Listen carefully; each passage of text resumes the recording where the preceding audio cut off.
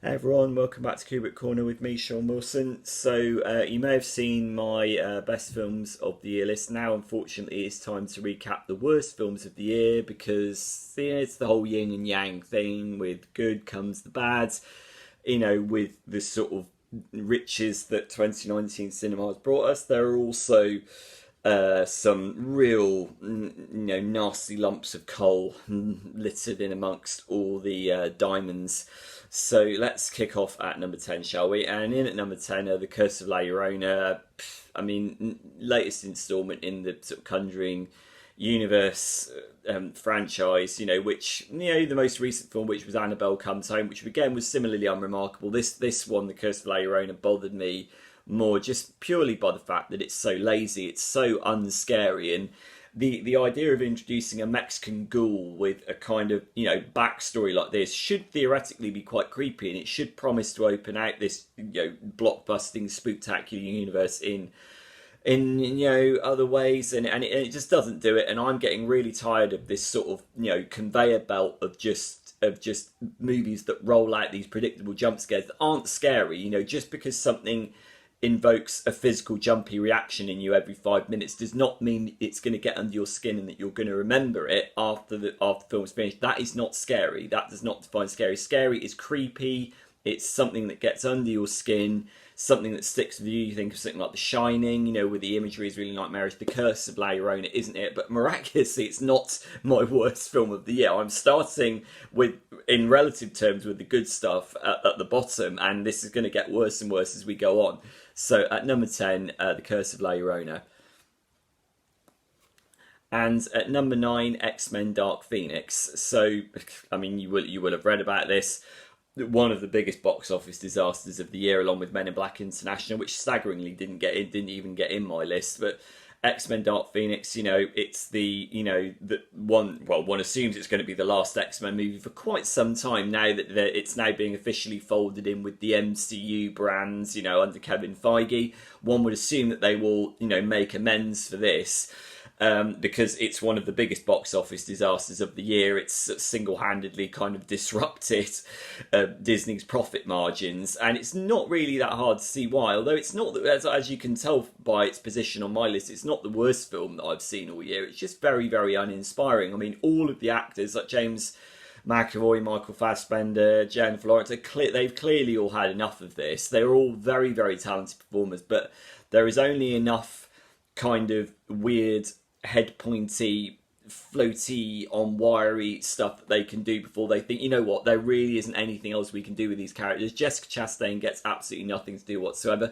Minor points for Sophie Turner, who, of course, has had a bit of a mixed year because she was in the final season of Game of Thrones, which was also similarly backfiring for various reasons. So she is actually pretty good, but, and there's a Hans Zimmer score, which again simply sort of it sounds like leftovers from the likes of Inception and The Dark Knight. Doesn't do the thing. This is Hans Zimmer's first superhero score since Batman v Superman. You think, great, this should be really radical and interesting, and in the end it's just really mediocre. Sounds like everything else, and you know what, the film looks like everything else as well. So in at number 9, X-Men Dark Phoenix. Now, in at number 8, probably a controversial one, The Lion King. Now, let me say outright, The Lion King from 1994, the original Disney animation, is one of my favourite films of all time. I was 7 when The Lion King came out in cinemas, and it was one of the most overwhelming cinema experiences I ever had. Certainly, it was the first one I'd ever seen in the cinema that dealt with the death of a parent, definitely as explicitly as that. So, and it's a masterpiece, and The Lion King still stands up brilliantly today. So I was curious as to what Jon Favreau would do with this. Is it live action? Is it animated remake? Photorealistic CGI animation is what they've done with it, and technically the movie is accomplished. That's why it's not higher up this list. Technically, it's extraordinary. You could look at the landscape, you could look at the animals, and you think, wow, this could be something ripped from a David Attenborough series like Planet Earth. And then the animals start talking, and that decision to make the animals as photorealistic and as believable as the landscapes that they occupy single-handedly brings the entire movie crashing down around its ears, or around its mane, if you will.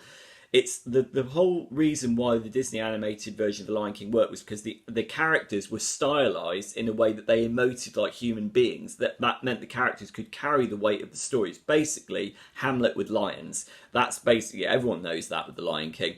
The problem is in this, you've got realistic looking animals who can't emote because the way they've designed the characters, they can't emote in the way that the story demands. Therefore, you've got scenes like Mufasa's death, which is probably the most devastating Disney film scene of all time in the original, has no weight to it whatsoever in this. And it's the same for the rest of the movie. The movie's got no soul.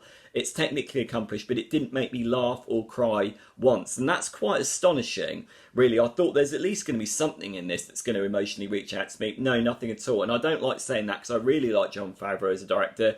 There are lots of very, very talented people involved in this. Technically, it's very well accomplished. I mean, you've got Donald Glover, Beyonce, Chiwetel Ejiofor, who's easily the best thing, actually, as Scar. What they did with Scar is actually interesting, but Donald Glover sounds really disaffected and detached and bored as Simba. Beyonce doesn't get anything to do as Nala. Extra points for Billy Eichner and Seth Rogen as Timon and Pumbaa, who are, kind of suggest some kind of life going on underneath it. But I thought, on the whole, this was a really soulless, really crushingly disappointing movie. But it's taken a load of money, so no doubt we're going to get more. Indeed, Mulan is coming up next, although I am kind of curious to see what they're going to do with the live action template of that. I think there is potential in that. This is a catastrophic mistake, I think. So in at number 8, The Lion King.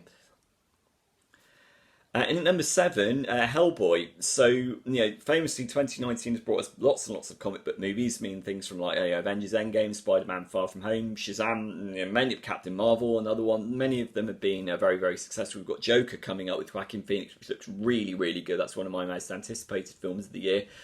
One movie that proved the comic book template isn't necessarily invulnerable is Hellboy, which is, to all intents and purposes, the completely unnecessary reboot of the Guillermo del Toro properties, which were themselves inspired by the Dark Horse, comic book properties, which showcased a really good performance from Ron Perlman, whose facial structure was perfect for the role of Hellboy and was really, really good. Those films are really good, really witty, and they really hold up. This just basically takes a sort of grungy, splattery, gory approach, like bodies being ripped apart left, right, and centre. There are more sort of nasty monsters in it. It's meant to have more of a kind of like punky attitude to it. It doesn't work. It's just a real headache of a movie. It's directed by Neil Marshall, who made The Descent, which is one of my favourite British horror movies of all time. The Descent is brilliant. There is no directorial stamp on this whatsoever. David Harbour kind of plays a grumpier, sort of grouchier version of Hellboy than what Ron Perlman did, but can't inject the same kind of personality into it, which is a real shame. So yeah, there you go. That is Hellboy for you. And then next up we have Vice, which again might strike you as a controversial choice. It was fated in award circles at the start of the year, which I absolutely hate. And this all goes back to the opening section in Vice, which is basically that a bit of text comes up at the beginning before the film starts, saying this is a movie exploring the inner life of Dick Cheney, the former vice president of the United States under George Bush.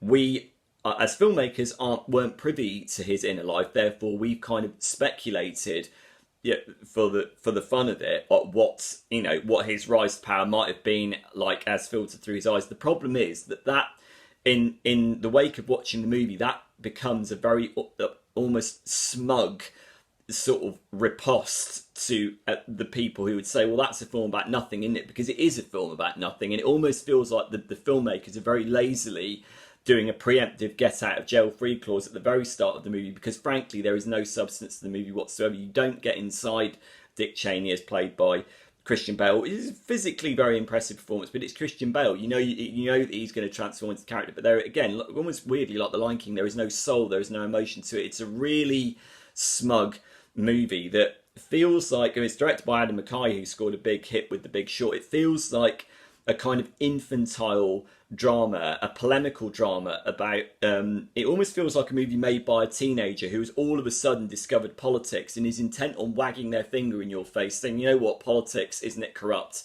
And I think, kind of already know that. If you're tackling a story this complex, you really need to have a firm handle on the character that you're depicting. If you don't have a firm handle on it, don't bother. I thought Vice was really smug, insufferable, boring, didn't like it at all. That's Vice in at number 5. So next up we have Tolkien, which is the J.R.R. Tolkien biopic directed by Dome Karakowski, who made Tom of Finland, which was an interesting film. Again, just talk about a misguided project. Basically, there was an interview with J.R.R. Tolkien, the author, obviously, Lord of the Rings, Silmarillion, The Hobbit, who said that Lord of the Rings isn't an allegory. He quite definitively said this is an allegory. So what did the makers of this film do? They presented his life story as an allegory in ways that are, I think, actually quite crass and quite tasteless. We've got a kind of wraparound structure set in and around World War One, in which what you get is you get a depiction of World War One, in which sort of out of that come sort of Tolkien's later inspirations for Lord of the Rings, which just seems to be very, very tasteless. But the rest of the movie is just really insipid. It's got some of the clunkiest, silliest dialogue I've ever seen. I mean, the whole thing when he's with Lily Collins playing Edith Bratton, Tolkien's eventual wife, about how he comes up with cellar door. I mean, it made me cringe so hard that my face almost turned inside out. I think you can't take the life story of an author this revered, this influential, and reduce it to this kind of like televisual soap opera. It doesn't work. I think Nicholas Hoult does a really, really good job. Well, as good a job as he can do in the lead role, and I think Thomas Newman's score is dreamy and expressive, but it's so bland. It's so bland, and it absolutely does not live up to the reputation of the author. So there you go. In at number 5, Tolkien. And in at number 4, we've got a real story. I'm grinning before I even introduce this one. Serenity. No doubt you might have heard about this. This generates a real fair degree of notoriety when it made its Sky Cinema sort of premiere sort of back in, I think it was like March this year. Matthew McConaughey and Anne Hathaway in basically the best way I can describe it is Ernest Hemingway meets Monkey Island, the video game. I mean, it's so dumb. Every now and then you get a movie that is so staggeringly stupid that obviously what it's aiming for is this kind of philosophical high concept, as in, right, we're going to start you off by thinking it's one kind of movie, then we're going to send the narrative freewheeling off into an area that you didn't expect, but we're going to have you believe that's actually really clever and it's about deepening the characters. It's not deepening the characters at all. This is such a stupid movie. It's so dumb on every level. I can't actually reveal what the twist is that occurs 2/3 of the way through. Suffice to say, it's one of the stupidest twists in recent memory, and the film isn't any good before that. The acting is wooden. It's directed by Stephen Knight, who made Locke, but the movie has got a really cheap kind of televisual feel to it. So the movie is boring, and then it takes an abrupt swerve into the absolute dunderheaded at the end in a way that actually reeled me back in my seat, going, no, you can't have done that. I mean, and then there was all this controversy about, the publicity that Matthew McConaughey and Anne Hathaway were doing was cancelled because the studio obviously realised what an absolute dog of a film they had on their hand. And then you see the film and you think, yeah, there's a very good reason for that. So in at number 4 is Serenity. In at number 3, a rare film with Mads Mikkelsen on my bad list. And Mads Mikkelsen, one of my favourite actors, very rarely puts a foot wrong. He was in a film called Arctic this year, directed by Joe Penner, which I thought was really, really good, and he gives a really physical performance. So the film that I'm talking about here is Polar, in which there really isn't much to be said about it. Cheapo, nasty, sleazy, schlocky Netflix exploitation movie in which to be honest, I can't even recall the plot. I mean, it's so stupid. All I know is Mads Mikkelsen wields a big gun, kills a lot of people. There is a scene in which he has gratuitous sex with somebody while firing a gun. That's probably the scene that's going to go down in infamy in this movie. I mean, he keeps an admirably straight face throughout the whole of it, but it's just one of those nasty, sleazy movies that obviously takes great relish in, right, what are the different ways in which we can make people's heads blow up on the screen? But it doesn't do it in a way that's bolted to any kind of substantial narrative. It's just really kind of ugly and off-putting. And Matt Lucas turns up as the baddie. God goodness knows what the creative decision behind it was. It's just a really perverse, like nasty little movie, and it's a rare blot on Mads Mikkelsen's copybook. Because as I said, he's a really good actor, and I don't like including him in this list. But it's not his fault. It's the film that's bad, not him. It's just he happens to be in it. So in at number 3 is Polar. In at number 2, another unnecessary reboot. We've got Shaft, which went onto Netflix just recently. Absolutely appalling. Just one of the things, obviously, Shaft, one of the defining 70s blaxploitation movies of the 70s, and indeed with Quentin Tarantino's new movie Once Upon a Time in Hollywood having come out this summer, there's a lot of talk about blaxploitation in relation to Jackie Brown. And of course, Sam Jackson portrayed Shaft in the reboot from 2000, which I actually thought was pretty good. And this sort of picks up from that kind of chronology. But it's absolutely awful. It's one of those movies where it's directed by Tim Story, who did the original two Fantastic Four movies, and on the basis is a director completely out of his depth. It's one of those movies that, because it takes a character whose lineage is rooted in the 1970s, which was an era in which certain taboos, certain ways of talking, certain attitudes might be more acceptable than they are now. It attempts to frame those attitudes within the context of a modern day Shaft movie, but I think it does it in a way that it thinks it's being ironic. It thinks it's making an ironic comment about how this character is so pig-headed and sexist. That you can't bring the 1970s into the modern day, but the movie is in love with this very kind of pig-headedness, which creates an appallingly kind of awful, it really kind of, just awful sort of attitude, ugly towards women, ugly towards millennials. The whole point is that there is this central character who is meant to be inheriting the Shaft mantle, but I think he's some kind of analyst for the FBI, and in his interactions with Samuel L. Jackson, the idea is that, okay, if you work for an analyst and work behind the desk and you sort of dress stylishly, you're a complete sissy, and the only way that you can be a real man is to go and bust some heads and make some sexist wisecracks and put the classic Shaft attire on. It's absolute crap. It's really, really bad. It thinks it's being ironic and clever. It's just pig-headed and sexist and really regressive in all the wrong ways. Amazingly, it's not my number one choice, although it came very close. In at number 2, Shaft. In at number 1, we have another Netflix movie. I mean, it's interesting, isn't it? With Netflix at the moment, we're getting all this, kind of that they're pitching themselves as kind of awards contenders with things like Roma. They've now got real estate at Pinewood Studios, I believe. So Netflix have got really, really high ambitions for themselves. But there have been lots and lots of terrible Netflix original movies recently, even in amidst all this Oscar stuff. And in at number 1 is The Dirt, which is the Motley Crue biopic based on the book. It's just, again, like Shaft, it's kind of sexist and leering and ugly, but not in a way that illuminates anything about its central subject. Obviously, Motley Crue, one of the most notoriously badly behaved and ill-mannered rock groups in history. They trashed hotels, they treat people abominably. The internecine feuds between the band are, really hateful and bitter and seething. Okay, I haven't read the book on which this is based. I know people that have, and they say it's one of the best rock biopics of all time. You think, great, brilliant.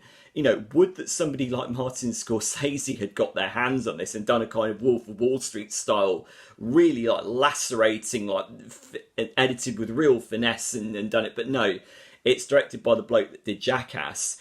And so it's a Motley Crue biopic directed by the guy who did Jackass 3D, in which somebody was suspended in a porta potty from a crane with all the kind of excreta that goes with it. You think, you are not the right director for this. You clearly have got no handle on the material whatsoever. What you're doing is you're falling into celebrating the debauched antics of the main characters without unpicking it or critiquing it ironically, which means it's a profoundly ugly experience spent in the company of really not revolting individuals without sort of trying to contextualise why they're important in rock history in any way whatsoever. It's really bizarrely cast. I don't really don't understand the casting. It's probably the most peculiar casting of any film I've seen this year. You've got basically British pretty boys like Douglas Booth playing some of the gnarliest, most controversial, most outre rockers out there, and you think, I just don't buy any of you. Ewan Rion from Game of Thrones is another one. I just don't buy you as these characters. I don't understand what it is that's led to you being cast in this movie, but really that's an incidental problem. The problem is that the movie is just perverse in all the wrong ways. It's really shallow, really stupid, and based on what I've heard from people, it makes an absolute mockery of the book, which is one of the most shameful things. But yeah, just in at number 1, The Dirt, complete waste of time. As indeed are all of the films on this list, but you know, you've got to take the rough with the smooth. My argument is that you only really learn about yourself as a film reviewer if you watch the crap films. You often learn more from watching crap films than you do watching good films. So for me, this has been educational. I don't know whether it's been educational for you. I don't know whether you're inspired to go and watch any of these movies on this list if you haven't seen them already. Let me know what your 10 worst films of the year are here at Kubrick Corner, and I'll see you soon. Bye.